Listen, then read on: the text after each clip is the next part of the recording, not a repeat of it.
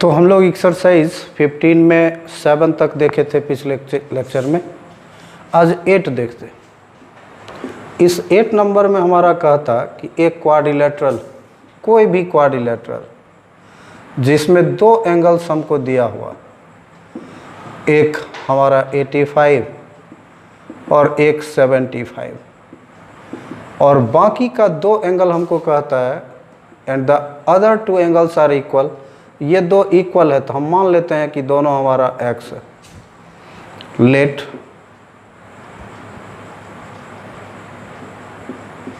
Each equal angle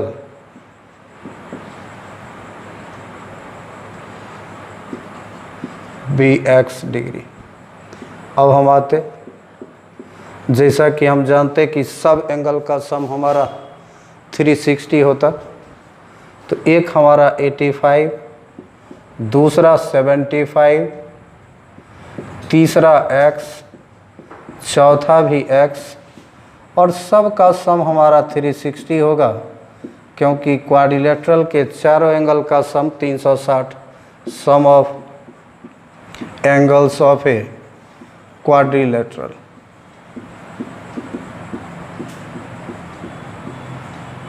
is 360 degree. अब इसको हम सॉल्व करेंगे।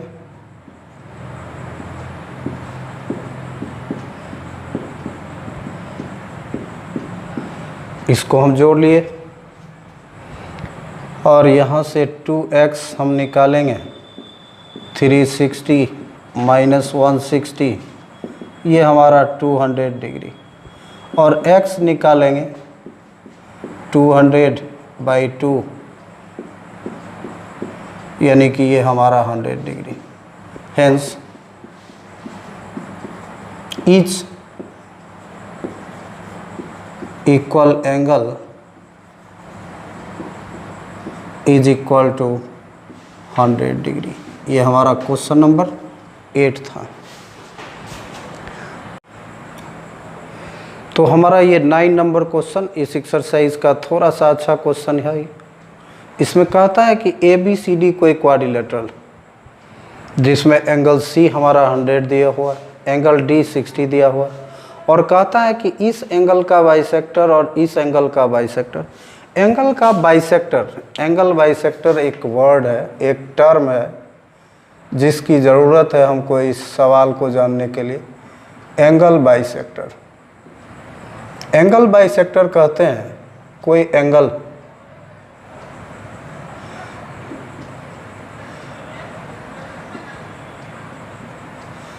और ये एक एंगल है।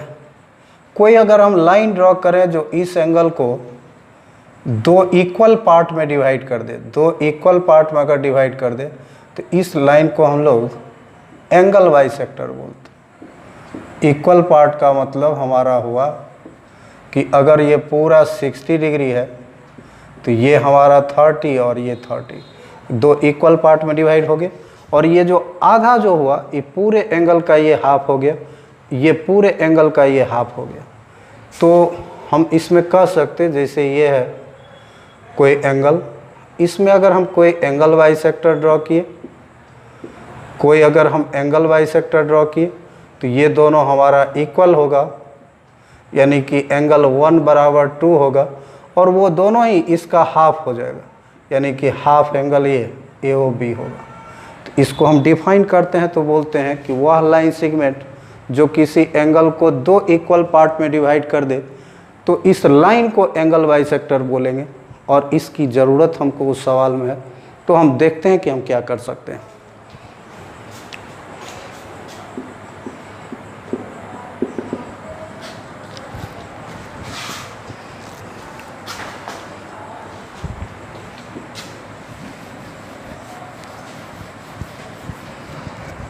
तो सॉल्यूशन में हम आते इन quadrilateral ABCD, angle A plus angle B plus angle C plus angle D बराबर 360 डिग्री। क्यों? तो हम लोग पढ़े हैं कि sum of angles of a quadrilateral is 360 degree.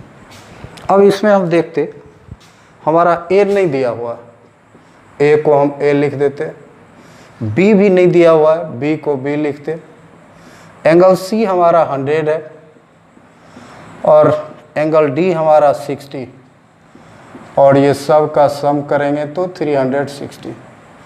यहाँ से हम निकालेंगे तो A plus B plus 160 is equal to 360 degree.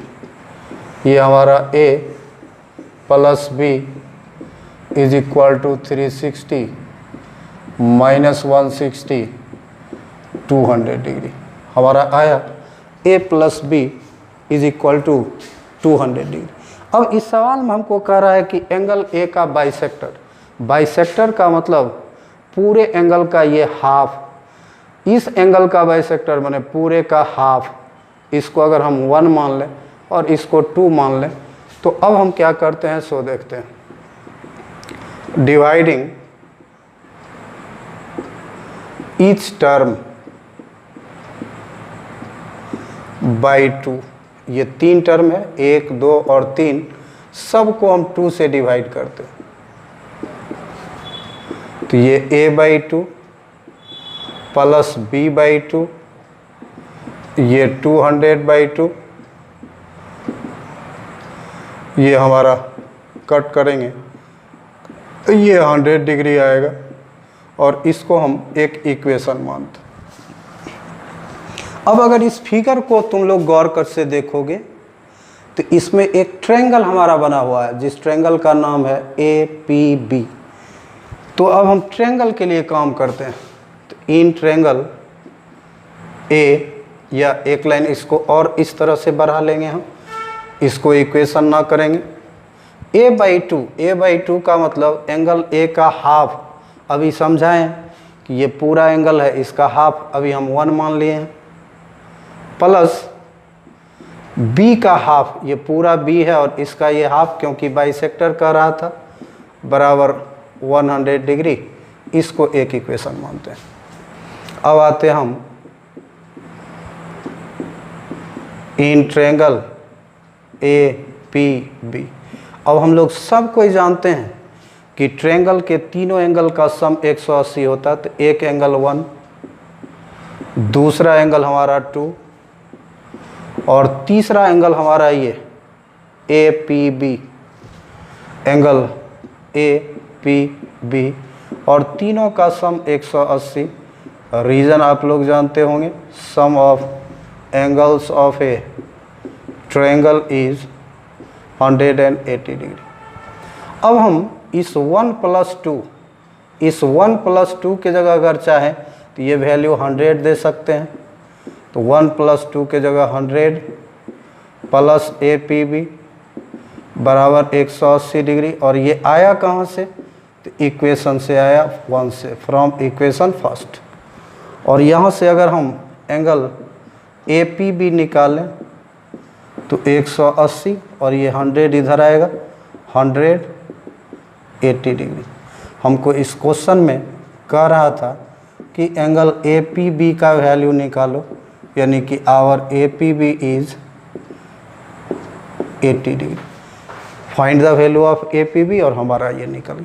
तो इस तरह से एक्सरसाइज 15 का हमने सब क्वेश्चन आपको बताया, आप प्रैक्टिस करेंगे, बनाएंगे।